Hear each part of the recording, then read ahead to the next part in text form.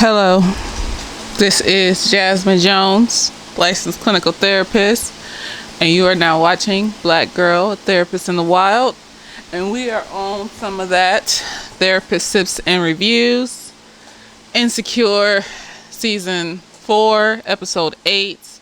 Lowkey happy. We are drinking Apothic Rosé, Apothecary, Apothic, whatever the fuck it's called. I had it in the refrigerator. I hadn't drank it, so I said I'm gonna drink it.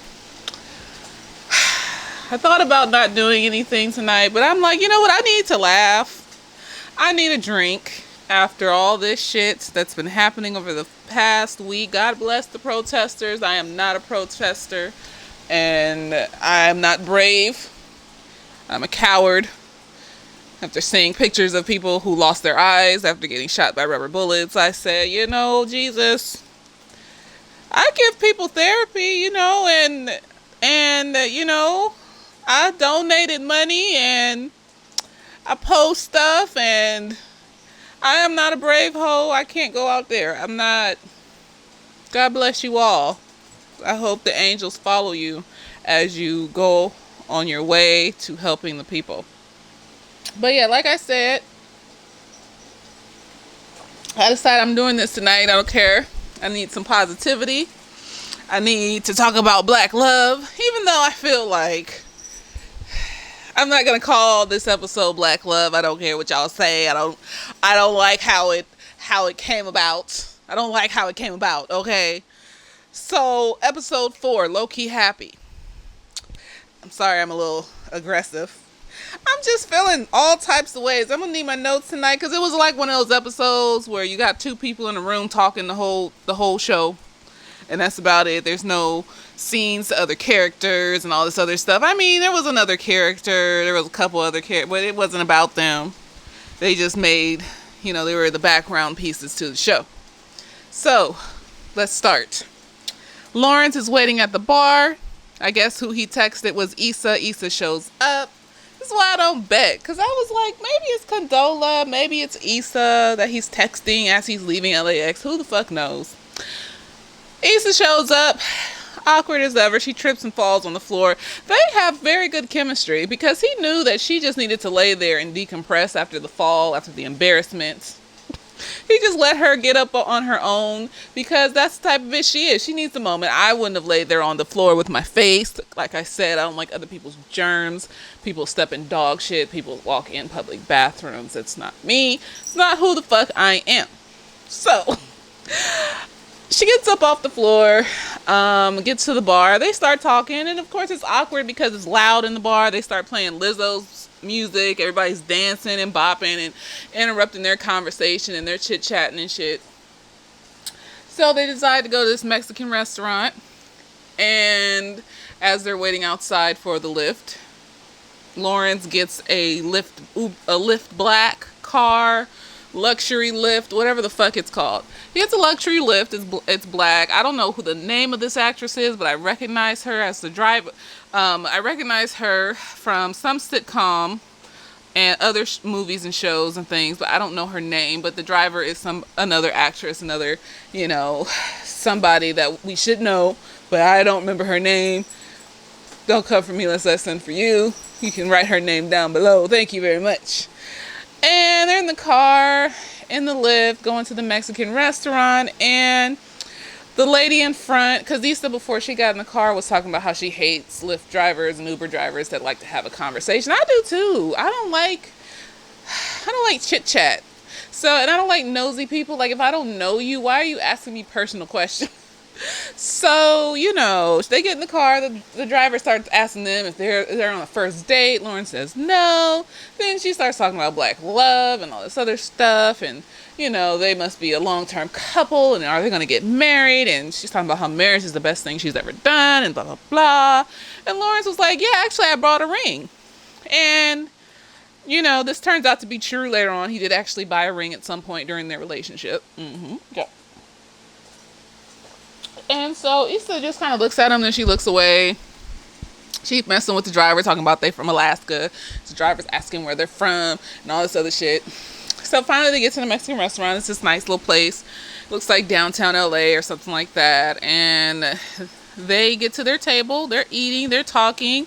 Lawrence has been holding this in the whole night. Issa's been trying to ask him, why has he asked her out to dinner? What does he want? And he's been holding it in since the first place, tiptoeing around it, letting the interruptions interrupt him. And so finally he says he's wondering about them, about if he gave up too soon and so on and so forth, if he should have given their relationship a chance. And Issa's like, I wish you had given us a chance. Issa still wants this nigga. She wants this nigga.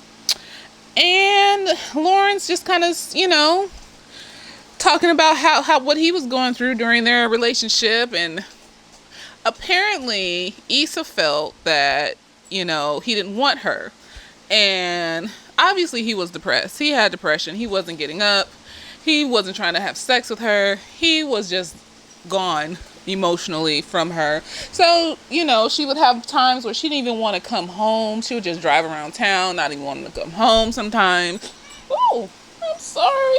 I didn't know. I'm sorry. And she didn't want to come home sometimes and all this other stuff. And Lawrence was like, I didn't know that. We should have talked about this, everything. See, I'm the bitch that just says it, that I drive around sometimes. No, I just sit in the car sometimes because I don't want to come in this bitch. Like, what's wrong with you? But that's just who I am as a human being, so obviously they're conversing and they're learning how to communicate. I'm having a feeling that all these moments of communication that Issa and Molly are working on separately is going to culminate in them coming together and talking about their friendship later on in the show. I'm thinking it is, because I feel like, sometimes you need to take a break from people to figure yourself out so that you can learn how to do something that's needed for the relationship, and then come back together. Sometimes, not all the time. Don't accept these toxic people back in your life if you know that they're toxic. But they're not toxic. They just don't know how to talk to each other. There you go. They're not toxic. They don't do fucked up shit to each other. They just don't know how to communicate. So maybe this is what this is about. Anyways, Lauren's like, I didn't know that. And he was like, I don't know who I was during that time. Every day I would see you getting up and going to work, and I would just feel like I should be getting up and going to work, and I almost wanted to go home to my family and all this other shit. And I'm just like, that's depression. I'm going to say it every fucking time. That's depression. They didn't even say the word in the show. I hope they say it at some point that Lawrence was depressed. Because major depressive disorder is periodical, meaning you can be feeling fine like for 3 whole months, and then for 3 weeks you just laid low by depression. So it's periodical depression. Sometimes it can be triggered by something. Sometimes it can just, come randomly based off the chemicals in your brain. So maybe he has periodical depression. Maybe it has to be triggered, and then that's when he experiences like these low moments where he can't get up out of bed and all this other stuff. So, well, he got up out of bed, but he wasn't trying. He wasn't motivated to do the living stuff that that most people are motivated to do. So, let me check my notes because I don't want to forget nothing. I be forgetting shit.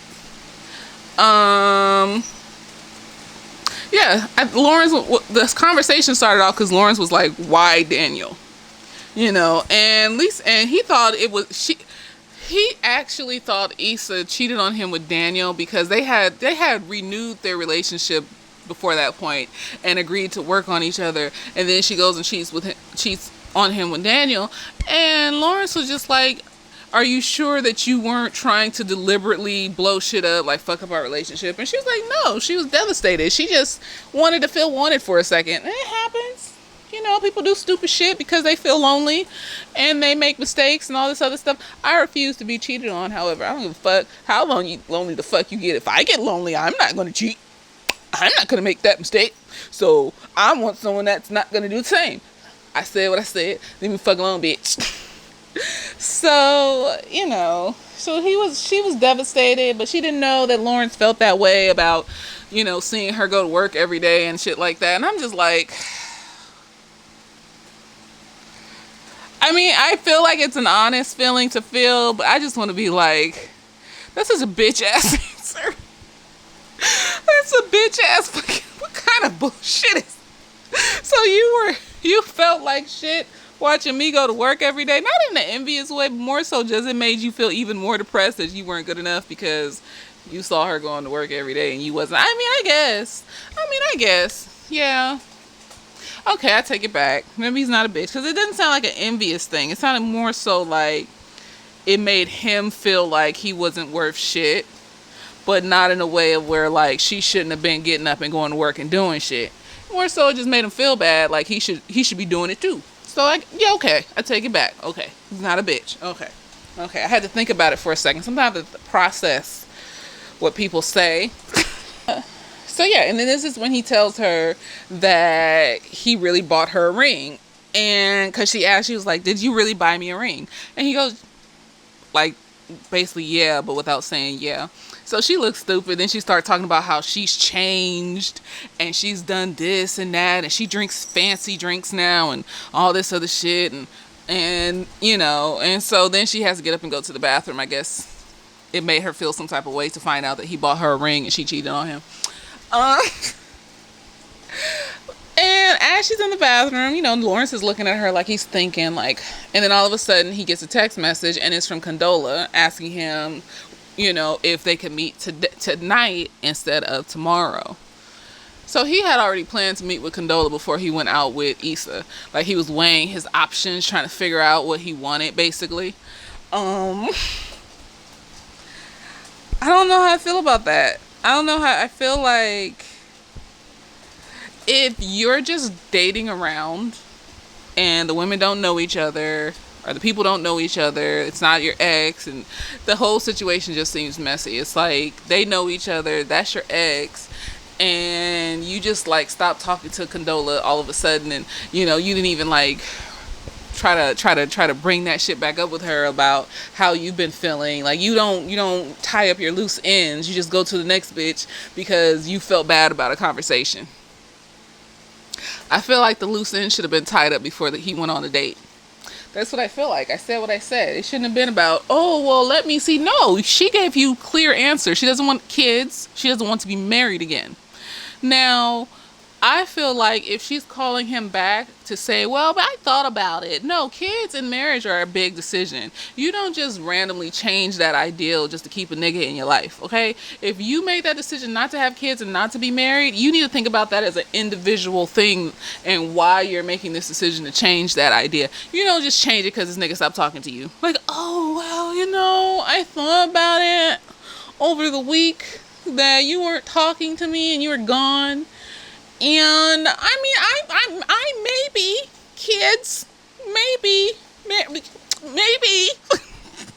you know, it's not completely off the table. No, that's what makes bad fucking parents, because you did something you didn't want to do just to get a nigga. That's why I don't like it. I don't like it. I think he should have tied up his loose end. She gave him clear, concise answers of what she wanted for her future, and you need to talk to her about that and say if she still has those clear, concise answers and she's not changing things up, you know, because no, I feel like you don't just change those clear, concise answers over some nigga. So even if he had talked to her and she was like, I changed my mind, I might maybe possibly want to marry and have kids one day because you didn't talk to me for a week. Like, you don't do that over something. So even me, if I was a dude and I was like hearing that shit, that she changed her mind, I'll be like, why'd you change your mind? And if she gives me some bullshit answer, like, I was thinking about it over the week while you wasn't talking to me. No, bitch. No, you don't think about having kids, no. So I feel like he should have tied up that loose end, because I feel like deep down her feelings would not have changed just like that. You know, I feel like, I'm not going to say 100%, but I feel like that's a deeper issue than just having a damn conversation, thinking about it for a few days because he didn't talk to you. That's a deeper thought process, you know, like, okay, I don't know, maybe. But anyways, he told her that maybe he would meet her tonight after he's done with what he's doing. Right. Okay. So I'm on limbo with that because, you know, maybe people can figure it out just like some rare people find love at first sight. or marry their high school sweetheart, you know, and stay married and live a long, prosperous life in today's day and age. You know, from at least the 80s to now, you know, married your high school sweetheart, stayed together. I'm going to say the 90s, because the 80s was still rocking off that 70s shit. The 70s was still rocking off that 60s shit. So I'm going to say from the 90s till now. Because the 90s had that bad bitch shit, like, you know, I'm a boss bitch. You know, what was it called? I'm an independent woman type shit. So the 90s till now. High school sweetheart, yeah.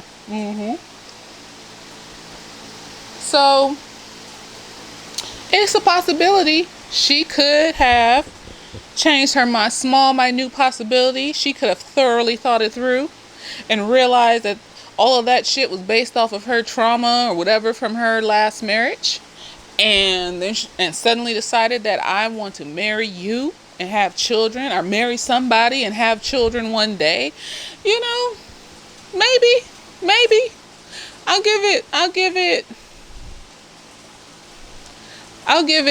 gonna give her a big number, because, you know, thinking things through, it could be trauma. I'll give her 20% chance. It's a 20% chance she thought that shit through and really wanted to have kids. But I mean, they didn't even have a conversation. This is all me making shit up in my head about what may have been happening. Anyways, he told her he'll meet her later tonight, maybe, when he gets done with whatever the fuck he's doing. So Issa gets back to the table and they decide to leave. Now remember, they decided to leave, and when they're outside, they're talking and chit-chatting, and then here come TSA Nikki, the big dude that Issa was fucking earlier in the season. And he's with some chick. She texting the whole time they're talking, so she's checked out completely. She's, you know, he's just with some bitch. And he's like, hey. It's not because he made a sound that sounded like that nigga, okay? He made a noise when he walked up to her that basically sounded like, hey. See, now people gonna think I'm making fun of, like, big people. No, he made, and then he had on a bright red shirt. I'm just seeing this. He had on a bright red shirt. It was orange. It was bright and close to red, okay? So don't come for me, okay? He was making noises, and then he had on a bright, so that's the first thing that came to my mind. I don't fucking remember what he said. But now that's all that he's gonna have said in my mind. Okay. I don't even know that nigga's name. I keep thinking, hey Arnold. It's not Hey Arnold. It's something. Hey, whoever the fuck that nigga is. Anyway, so he walk up, they talking, and, you know, he's like, Lawrence is like, how do you know Issa? Issa just wanted to end the conversation. She was chit-chatting, and she had already said bye to the nigga, something along the lines of bye. And dude was like, oh, we used to fuck. Basically, we used to fuck. Yes. And Lawrence was just like, oh, okay. Yeah. And, you know, then dude walks off with his girl who's still texting on the phone. And Lawrence is like joking with Issa. He messing with her because of that. He's like fucking with her because of that. And then they let it go because it's some nigga she used to fuck for fun. So it's not that big of a deal. Anyways, they're about to say goodbye. And then Issa's like, have you been to the art walk? You can tell Issa don't want to let this nigga go. She does not want to let this nigga go for the night. So, and it's not a desperate way. It's in a, I'm going to ask you a question. And you can give me an answer, and we'll see how it goes. And, you know, Lawrence does some fucked up shit. I was about to cuss this nigga out, too. I was about to cuss him the fuck out. But he goes, oh, I haven't been in a while, but I hope you have fun with that. And then he kisses her on the cheek, and he walks away, and he walks around the corner of the restaurant. And Issa just looks crestfallen, like, oh, her feelings are hurt. Because if he had, like, left nicely, you know, like, I had a lot of fun, but I can't tonight, but, you know, maybe another time, and then gave her a, like, you know, a deep hug or some shit like that. No, just lightly tap on the cheek and then walk away. Yes. So Issa looks crestfallen, and then he comes back around the corner and made the same noise the other dude did. Hey. And he was like, for sure, let's go. So they went to the art walk. It was pretty. I want to go. See, now I want to go. People keep telling me about it, and I'm like, I don't want to drive all the way to downtown LA or wherever the fuck that shit is. And then have to find a park somewhere. And then it's just the parking part. See, that's why people in Southern California don't want to drive no fucking where. It's parking. Especially to downtown LA and Hollywood and all that shit. You gotta go early enough to find a nice park. If you're lucky, you might find a free park. Maybe, possibly. I have my spot in Hollywood that I park at that's usually empty. And, we can't go... I don't know. It might be open. It might be popping again, but we're probably all gonna die from this disease because they don't care anymore. They want to make money. Anyways, so they go to the art walk and they're chit chatting and they're talking about like what makes each other happy and what kind of person they are in their career. Lawrence feels like he's a leader. Issa feels like she wants to make black events for people. And, Issa says that she feels happy. What does she say? She feels happy. Okay, so she feels like happiness is a choice. And Lawrence said that he likes that. And I feel like there's a percentage of happiness that can just come by random. Like you can get, win the lottery or, find $20 on the ground when you walk in. But, I feel like there is a choice in happiness because most of the shit that we go through that's like bad is out of our control. It just happens. Like we can't control the fucking weather. We can't control, if somebody's gonna walk up to us and hit us in the face. All we can control is our response. Like we couldn't control this virus coming here. The majority of us could not control this shit. Okay, no, all of us, none of us were prepared for this. Except for those lucky few million billionaires, trillionaires that have money and investments and all that other shit. Okay, most of us could not deal with this. Lucky motherfuckers probably got a bunker too. I want a bunker. I want to hide somewhere when the bombs come. As you see, these are the things I've been thinking all of this week. Like they're gonna bomb all the black people in these neighborhoods. They're just gonna start mass shooting everybody. Like I don't know how to deal with all of this, but I want a bunker. Bunkers sound nice and safe. Oh gosh. Yes, they do. I'm getting emotional. I want to hide so bad. I just want to find somewhere and hide and not come out until like shit's like it was when humans were in the fucking caves. Okay? Grass and trees everywhere. Like I don't know if I would give up showers, and that's the only thing. I don't want to give up like the water pipe system. Like I don't want to give that. I want to take showers and shit in the toilet and flush it. I can pick berries. I can grow shit out the ground. I can even hunt and cook fish from the lake. I will figure the fuck out how to skin some shit. Okay, even though I hate all of that shit, I will figure that. But I don't want to shit in a hole and bury it or whatever the fuck. Like I don't want to fucking do. That's fucking gross. Okay. But yes, that's where my mind has been all week. This is why I can't go out there and protest. I'd probably curl up into a ball on the ground at some point and start crying. And I'm pretty sure some people have done that so far. Some people have probably curled up into a ball on the ground and just started crying. I couldn't. I don't think. I cannot handle that amount of emotional stress on top of all the other shit I'm dealing with right now. So I just did the best that I could sitting from my couch. And it's just, no. So, they're talking about happiness as a choice. And it is. It's a choice. You choose to respond to the bad things that randomly happen. Either in a positive way, a negative way, or don't respond at all. Just neutral. Every decision is going to lead you somewhere, though. And it's either going to lead you down towards more negative shit that's going to happen. Or it's going to lead... there's people... this, for example. Think of this. There's people that smoke cigarettes and live to be like 100 and some shit. There's people that smoke cigarettes and die at 52. Bitch. You can't control that shit. All you can control is saying, oh, do I want to keep smoking the cigarettes or do I want to stop just cause? Do I want to chance it? Or do I want to just be like, maybe I'll let my lungs heal and shit.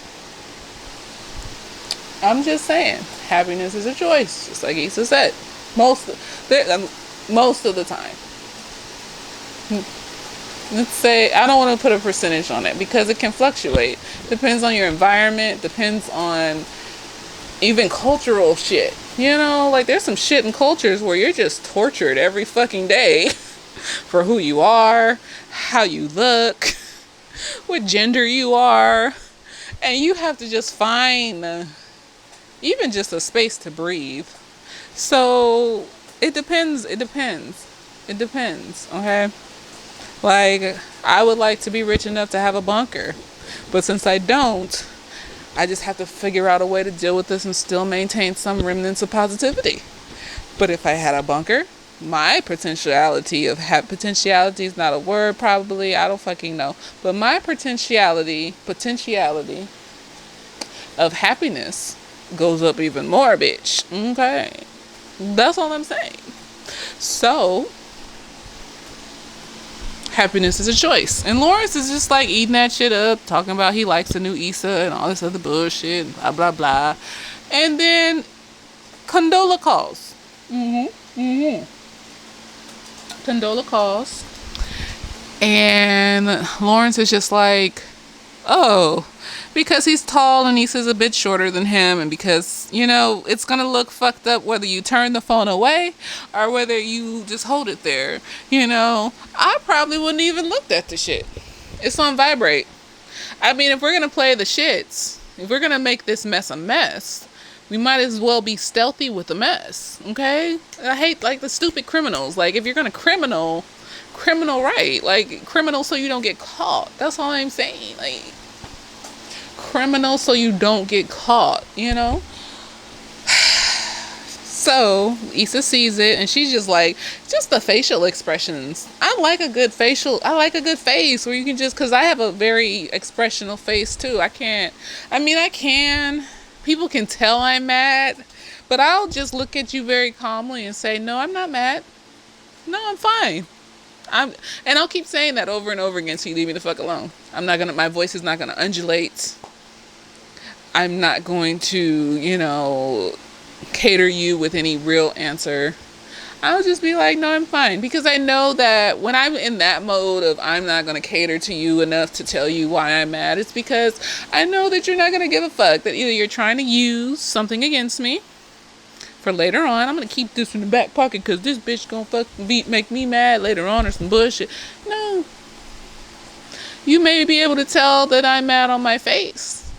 But what's coming out of my mouth is calm and collected. Because you're not going to pull me out of my character. And I think it confuses people. Because my face is obviously mad. But my voice is calm. I'm like, no, I'm fine. I am perfectly fine. No. So I can regulate my voice, but my face doesn't. The hard look. I'm not going to smile at you. I don't give a fuck about you. Maybe a little smirk. I don't know if that was cute. I can't see the viewfinder. I probably looked ugly in that. But, Issa's face is expressional, especially when she's sad. When I'm sad, it gets in my voice.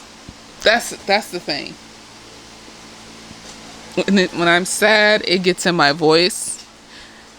And it's like tears start to fall.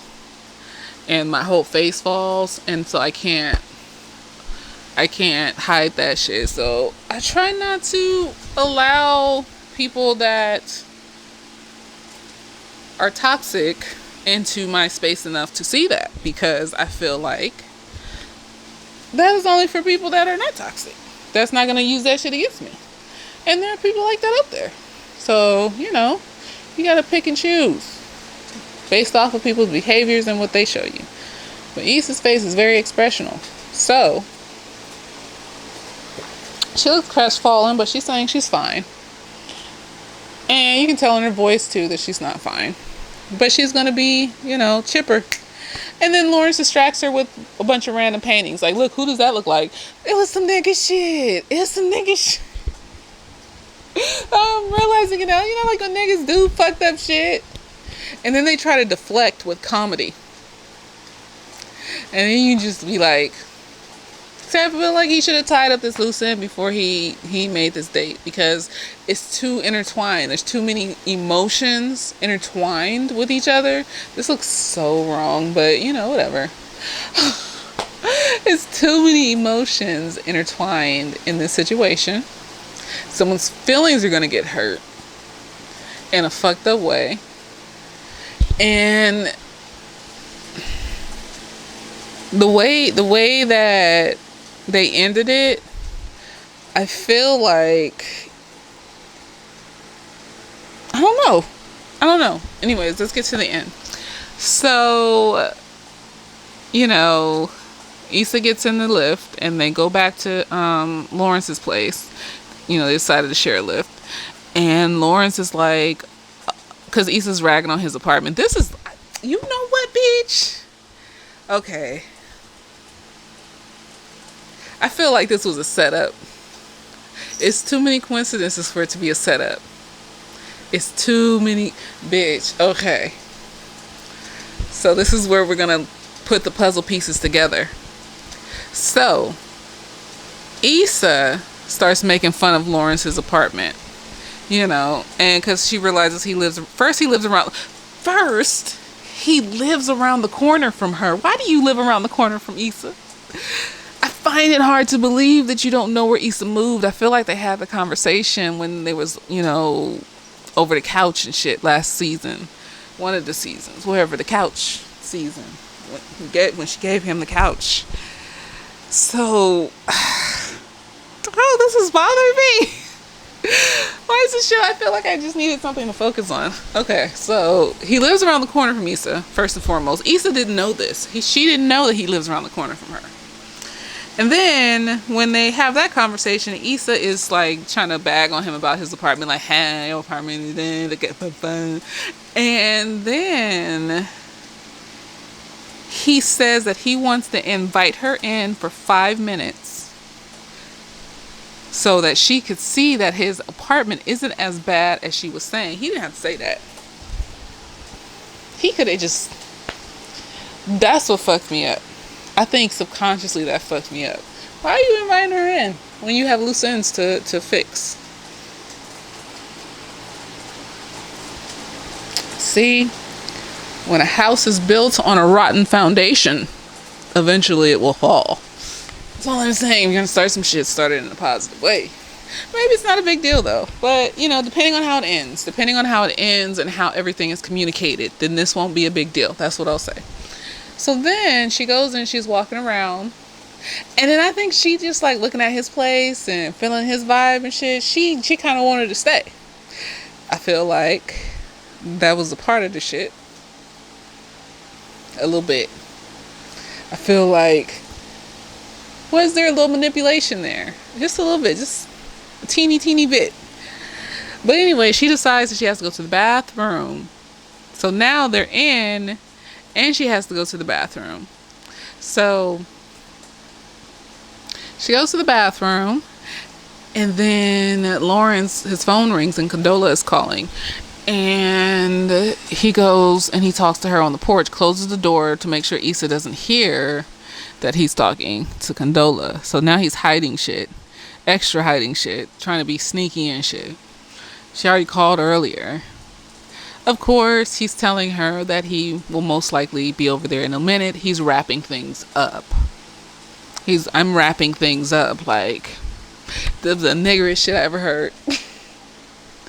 Motherfucker, I'm wrapping things up. Like he's not doing anything. Like, he's not, like, on a date with Issa. Like, he's just, I'm out here with the homies, or I'm doing overtime at work, or he hasn't told Condola all night what he's doing. When he texted her back earlier, he didn't tell her what he was doing. I mean, like, maybe not that he has to, But I feel like since it's so messy, he should have just wrapped that shit up so that he wasn't hiding anything during the course of the date. That's all I'm saying. So of course he opens the door. Issa heard him on the phone. Oh my gosh. Oh my gosh. What the fuck? I'm not an animal abuser. I didn't see. I forgot she was there. I'm sorry.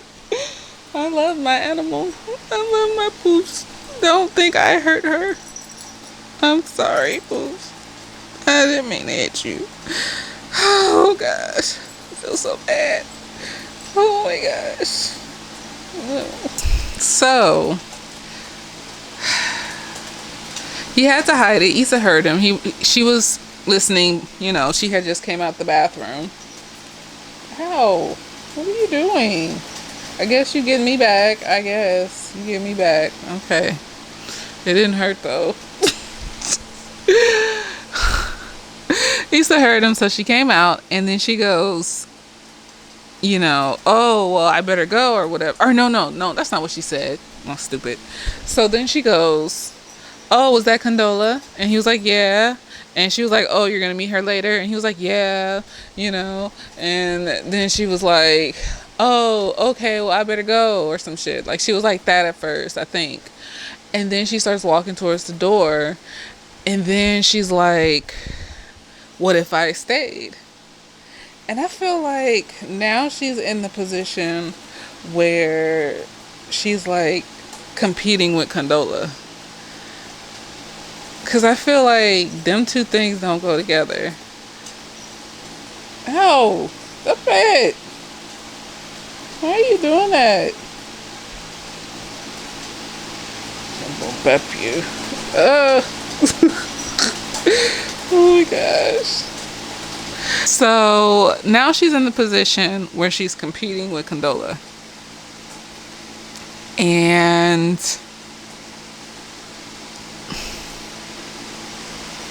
I don't like it. It feels kind of dirty. Like, it's like, ew. I need to be the only bitch. Like, I need to be the only one. And you are out here trying to make me, like, in competition with this bitch. Because he didn't say he wasn't going to go after she was about to leave. She stopped. He didn't stop her. She stopped and asked him if she could stay. Or what if I stayed or some shit like that. And that's shit that is fucking with me. Because it was too much sneaky shit. There were too many consistencies. And then she asked to stay. It's like that shit with the girls in the wedding party with Kyla Pratt. It's like that shit. I don't like it. No. He not just free coming back to her. There's like some shit hanging on, some baggage. Ow, why do you keep biting me? What's wrong with you? Stop it. It's like sinking your teeth into me and some shit. You're gonna lay here and let me pet you.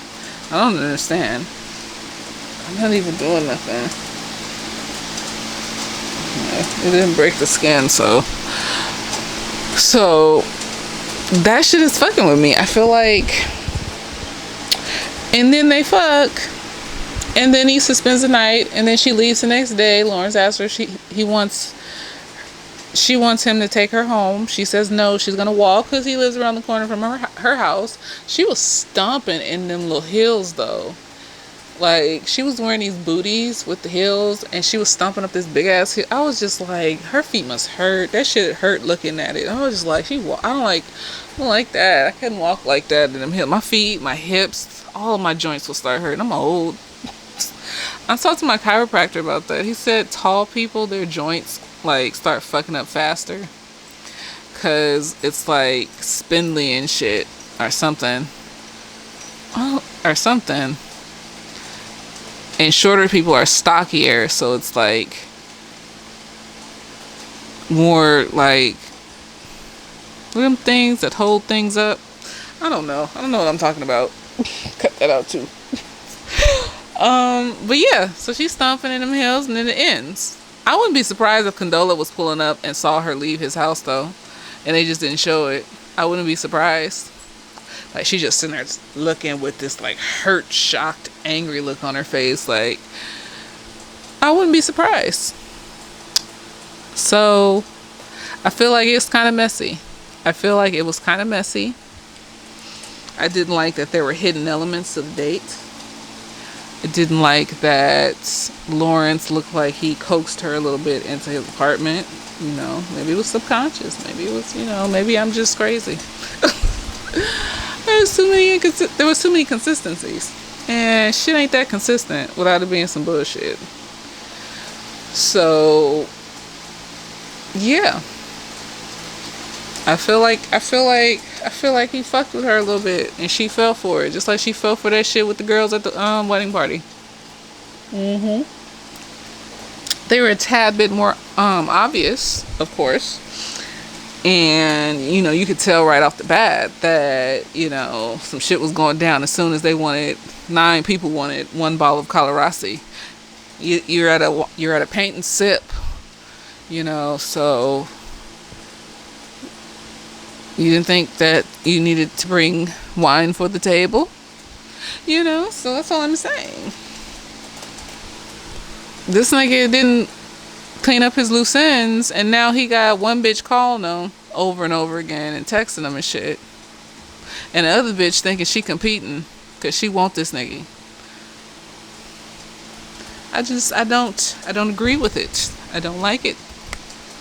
Not one bit. Don't like it. Shit was horrible.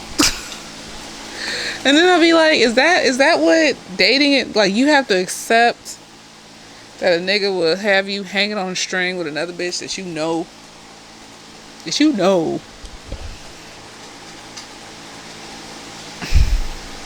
that helped you with your business, that did something big for you.